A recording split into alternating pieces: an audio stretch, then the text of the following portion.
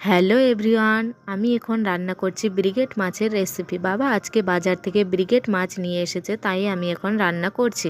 প্রথমে মাছগুলোকে লবণ হলুদ দিয়ে মেখে নিয়েছি, তারপর মাছগুলোকে ভেজে তুলে নিয়েছি। তারপর কড়াইয়ে 100 গ্রাম তেল, পেঁয়াজ কুচি, 5 ফোড়ন দিয়েছি। আলু দিয়ে রান্না করছি, তারপর আলুগুলো ঠুমঠুম করে কেটে দিয়েছি। 1 চা চামচ লবণ, হাফ চা চামচ হলুদ গুঁড়ো দিয়েছি। তারপর লঙ্কা গুঁড়ো, আদা বাটা, রসুন বাটা, জিরে বাটা দিয়েছি।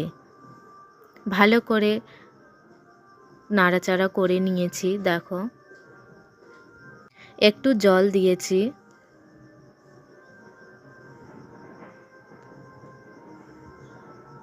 তারপর টমেটো কুচি দিয়েছি। আলুটা সেদ্ধ হয়ে গেছে।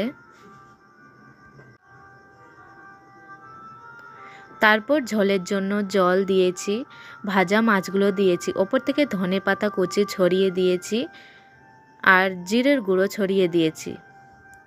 রেডি।